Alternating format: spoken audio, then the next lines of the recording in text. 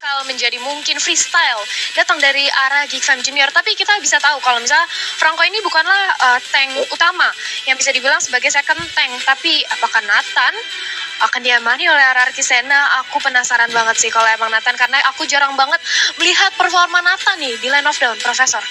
To be really honest, melihat Nathan waktu di hari yang pertama itu tidak se-efektif yang mungkin kita ekspektasikan, bahwa ternyata Nathan ini tidak memiliki escape mechanism. Artinya untuk berhadapan langsung, apalagi dengan Sun yang akan menjadi salah satu junglernya, mungkin si RRQ Sena harus dengan 4 match yang tentu bakal nge-plan sensasinya. So, let's go enjoy the show. Buat kalian jangan lupa di-share. Kita bakal menemani kalian hari ini dengan match yang luar biasa. Iya, match-match yang luar biasa dan juga menantang. Pastinya kita akan melihat bagaimana sensasi-sensasi baru yang diberikan oleh tim-tim yang akan bertanding hari ini. Sudah ada Iron Hook yang sedikit miss ke arah seorang Jibun, langsung diberikan taunting sticker. Early-nya masih cukup bisa dibilang pasif karena pasti dari kedua tim mengumpulkan itemnya terlebih dahulu. Little Wanderer tanpa ada terjadi kontes berhasil diamankan oleh RRQ. Di sisi lain, Yami lawan Uzumaris. Kira-kira lebih kuat mana ya dari Profesor KB? Oke, ya, Profesor kenapa KB kalau menengok sekarang apalagi melawan Uzumaris dan juga Yami, kalau seandainya Uzumarisnya dia megang ke arah satu buah minion, dia bakal megang kendali. Namun sayangnya untuk level 4 nanti kayaknya Yami yang bakal menguasai landing phase.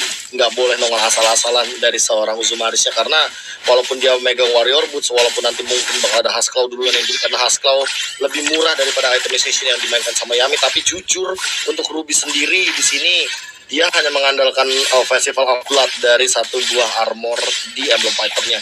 Jadi masih belum ada satu armor denied dari seorang Yami, dan Yami juga harus berhati-hati jangan sampai malah dia yang ketarik kalau dia nggak punya Cold Shadow.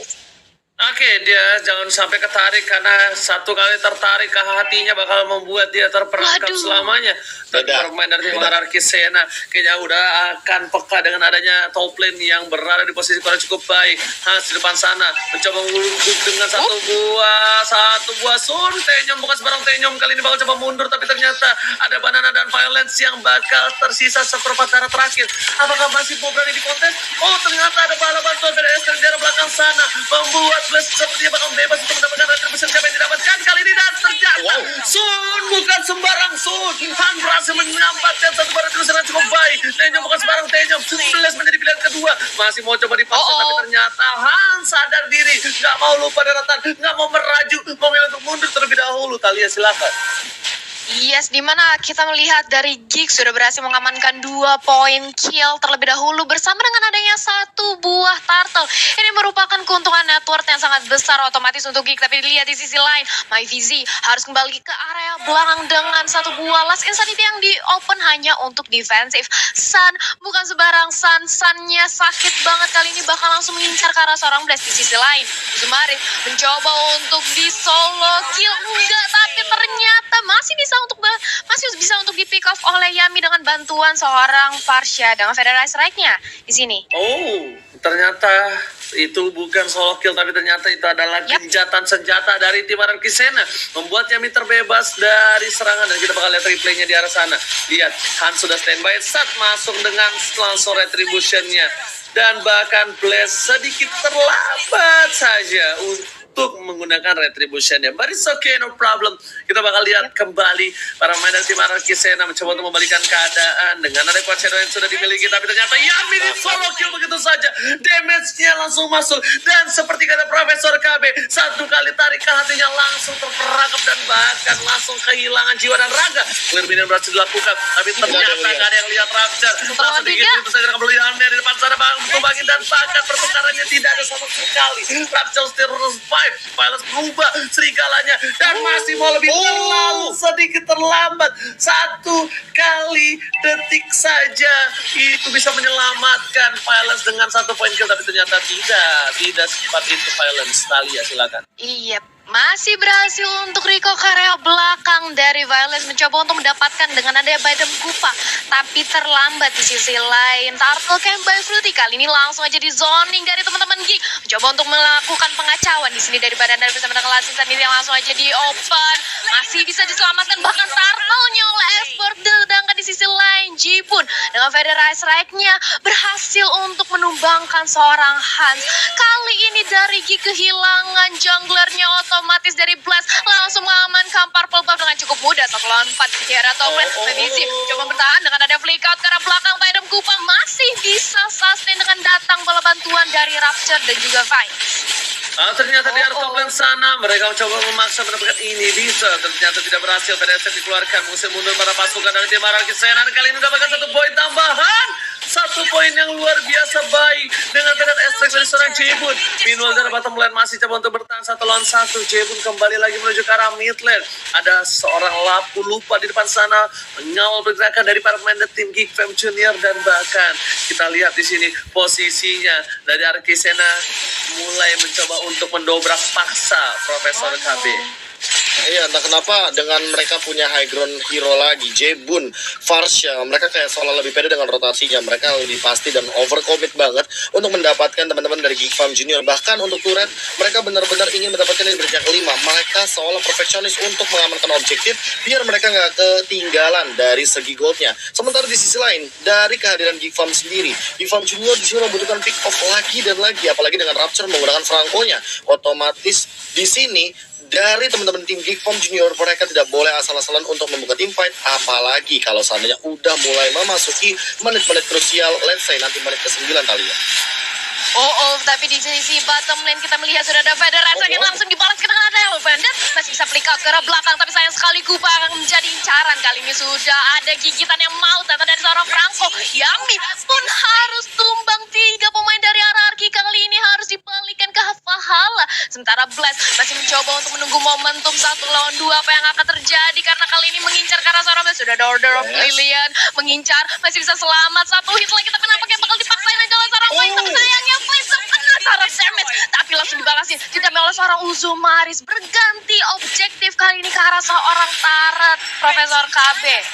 Iya, entah kenapa dari tadi ya satu persatu udah mulai di pick off, dan bahkan kebalikannya dari Geek Farm Junior, mereka yang termakan satu-satu juga dari RRQ Sena. Mereka yang setup duluan, malah mereka yang hilang begitu saja. Mungkin Udin rekan Blast ini udah benar-benar untung banget, tapi lihat di arah bottom lane-nya, sebuah bencana pun terjadi tadi dari Emas. Karena apa?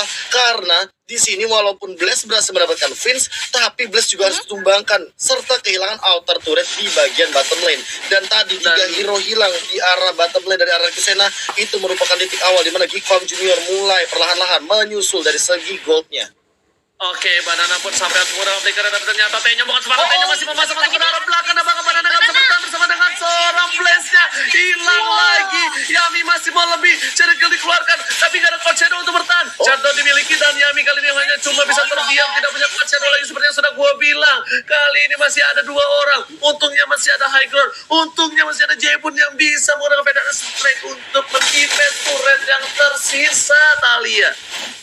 Bahkan Badem Kupa hanya untuk membuying time aja, untuk memperlambat gerakan dari Geek, karena tidak ada bala bantuan, tidak ada backup damage yang datang dari teman-teman. Bahkan kali ini sudah ada Federalize Strike lagi, Hansnya cukup sekarat, tapi ternyata itu cuma bayangan aja karena tubuh aslinya fokus untuk mengamankan Purple Buff di sini. Ranger emas, oh my god, lihat sudah ada lebih. Intinya bakal coba memaksa ke belakang, tapi Flicker masih menyelamatkan seorang Jebun. Blast di depan sana memberikan semua damage per second, tapi para Maedzi harus hilang Village Armor, bahkan hilang orangnya. Rapture tersisa, harus dari pilihan, tapi dibalikan keadaan. Violet menyelamatkan 2-1 diamankan, tapi Banana nggak bisa menang semua damage yang diberikan. Dan lihat kombinasi seorang Has dan juga Federal Strike yang mencatat di arah bottom lane. Tersisa seorang Vince, seorang diri, sedangkan Blaze lihat limitnya, lihat Blaze limitnya. Mereka fokus menuju ke arah turret, karena dia tahu dia harus mendapatkan turret dan kehilangan momentum sejenak. Tapi momentum ini dikembalikan dengan adanya birahi dari seorang Hans di arah bottom lane, memaksakan diri, tapi ternyata cover yang baik kali ini. Jebun sudah dihilangkan, Jebun dihilangkan sedang ada Lord, itu tandanya bukan hal baik, bukan pertanda baik untuk tim Araki Sena ketika mereka harus kontes tanpa adanya Jebun, Talia.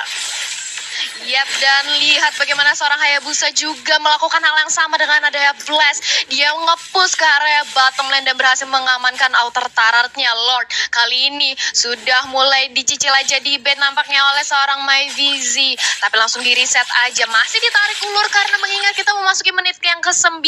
Lord belum enhance. Sedangkan kalau kita lihat dari network, semuanya dari dua-duanya masih seimbang kali ini, Profesor. Iya, kalau misalnya menengok dari setup yang sekarang, entah kenapa yang harus diperhatikan adalah positioning dari Jebun. Tadi ketika team fight sebenarnya udah bagus banget kalau Hansnya udah bener-bener mungkin langsung pada Jebun, tapi kalau sekarang ini Hansnya bakal terancam dan hilang dengan cepat tentunya. Oke, tapi ternyata mau ada team fight dipaksakan karena Lord. Tapi ternyata Blaze mencoba menyicil sedikit demi sedikit di arah sana. Yami masih ada Coach Shadow. Yami terselamatkan dengan Coach Shadow terakhir menuju ke arah belakang. Yami harus coba pulang. Yami harus defense di arah top lane. Karena kalau tidak, BDS Strike lagi-lagi menyelamatkan hari dari tim Aran Kisena Jebul. Posisinya bagus, tapi apa Venkat berhasil mendapatkan 3. Menghilangkan seorang Blaze. Blaze masih bertahan, tapi Banana menjadi korban selanjutnya double kill. Kehilangan 2. Sedang ada Lord. Ini bukan menjadi hal baik, malah bisa dibalikan keadaannya dan bahkan kehilangan turretnya Thalia. Yap, ini bukan hal yang baik. 2 pemain dari RRQ tumbang. Sudah ada Konsil bersiap untuk ganking, tapi sayang sekali tidak ada sasaran target di depan mata seorang Gigi. Itu kenapa mereka mengganti objektifnya dengan merontokkan kali ini di area mid. Tapi tunggu dulu, RRQ walaupun kehilangan 2 membernya masih mempunyai Bapak Lord yang kali ini akan mencoba untuk ditahankan aja oleh Hazi area mid lane. Tapi sudah ada Federal Strike juga yang mengusir, gak mau sampai Lordnya diculik-culik. Sedangkan lihat siapa, apa yang terjadi. Uzumaris terlalu offside, maju 1 lawan 5 bahkan. Selain sudah ada seorang Esborg yang digigit, masih bisa flick out ke arah belakang. Kali ini Gig kehilangan 1 pemain ya di sini Ranger Mas. Ya, masih bisa ditahan, tapi Banana masih mau lebih. Ternyata di arah top lane sana Banana bakal coba untuk clearing minion dengan cukup cepat karena item di sini mungkin Banana udah punya dominance dan juga bloodlust. Tapi kalau menurut gue pribadi, dengan adanya lampu-lampu jadi salah satu dealer damage yang cukup meyakinkan di late game, kayaknya War X sangat banget dia butuhin sih.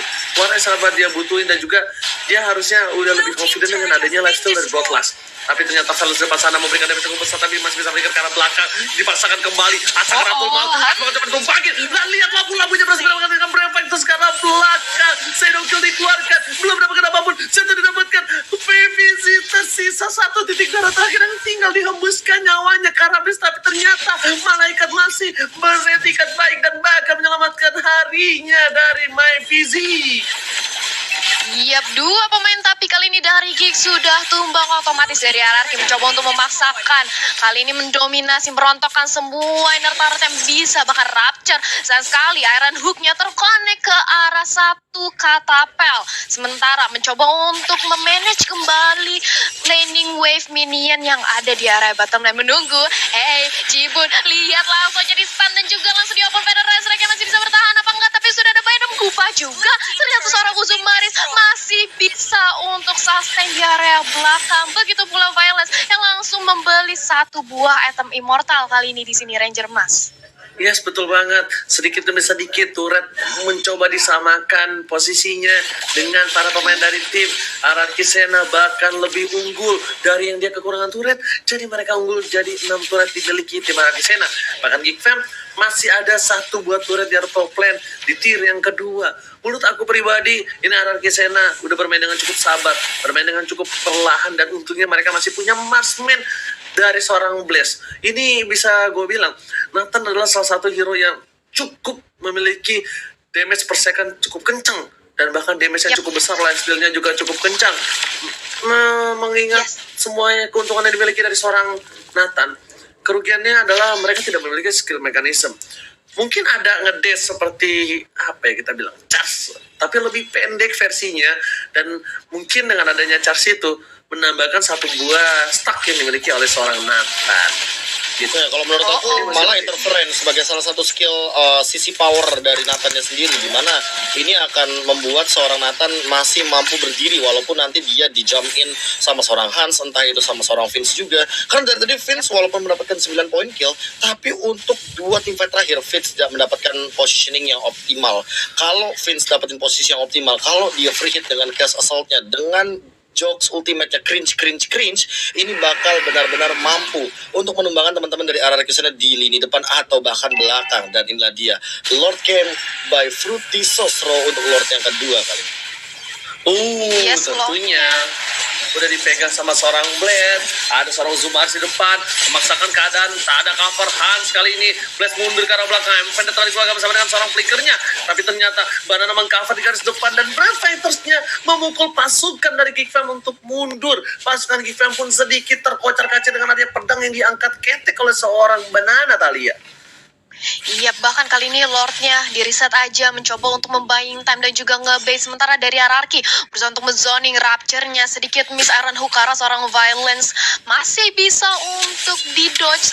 Tapi sementara itu sudah ada Unfounded yang terkonek ke arah 2 orang. Di sini sudah ada Feather Strike juga, tapi sayang sekali mengincar ke arah yang berbeda. Rapture terlalu tanky. Di sisi lain Violence sudah membawa public out yang masih bisa selamat. Rapture-nya melakukan freestyle hook dan juga flicker, menumbangkan satu orang dari Jibun, pemain penting dari hierarki. Kali ini 2, bahkan 1 tuker 1 maksudnya. Kali ini dari Geek dan juga hierarki. Rapture cukup sekarat bersama dengan My Visit, tapi masih bisa ditahan. Hans di sisi lain menjadi lini terdepan, ganti yang untuk nebein teman-temannya. Sementara dari hierarki melihat adanya kesempatan untuk ngamanin Lord kali ini, langsung aja. Hans bakal coba maksa peruntungannya kali ini. Ada Brave Fighters keluarga bersama dengan seorang Violence, tapi Hans gak bisa bertahan. Fizz seorang diri, Hans di depan sana, udah harus disumbangin. Blaze tershutdown, tapi ternyata di sini yang Double bersama dengan para kawan dan Blaze pun menjadi pilihan yang kedua. Blaze masih punya immortality, tapi bahkan retribution sebelum dihilangkan. Tersisa Vector, siapakah yang berhasil mengamankan? Banana kah? Ternyata ini untuk Geek Fam ID.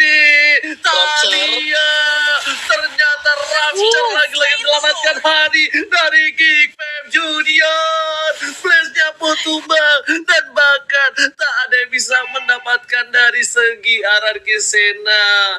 Terlalu baik kali ini permainan zoning yang dilakukan oleh seorang Geek Fam Junior. Silakan Profesor. Iya. Ya, entah kenapa tadi aku tiba-tiba terkejut ketika Blaze-nya ternyata tumbang, kena getokan dari Lord-nya di depan mata, dan itu yang menjadi kerugian di mana RRQ Sena harus kehilangan momentumnya kali ini. Iya. Kita bakal lihat Gimana tadi? gimana. Yes, turretnya bakal coba dipukul oleh seorang Lordnya. Berhasil mendapatkan 1 turret. 1 gigi sudah mulai lubang. Keuntungan yang cukup banyak untuk tim Geek Fam Junior. Mereka tidak mau terlalu birahi karena 2 wave sedang mendorong menuju ke arah inhibitornya. Perlahan-lahan mencoba menarik 1. Peruntungannya kali ini tidak berhasil. Nggak jadi mancing mania mantap. Tapi dari top lane sana udah standby 3 orang tim Geek Fam Junior. Apakah Rapture bahkan berhasil mendapatkan mancing mania? Kita lihat 3, 2, 1. Mancing mania! Berhasil mendapatkan seorang Banana. Langsung dikomen dengan 1 buah flicker ke arah belakang. Tapi ternyata berupaya dikeluarkan oleh seorang Geek Fam menumbangkan Banana di belakang. Banana sedang flicker, tapi Banana menjadi bisa goreng coklat lumer, tapi di sini belakang menuju ke arah Messi dan diseset. Geek Fam take the game 3. Wow, Geek Fam benar-benar menunjukkan performa yang luar biasa kali ini kepada kita semua di game yang ketiga. Bagaimana tadi kita melihat combo yang dilakukan oleh Franco bersama dengan seorang Xbox ketika Franco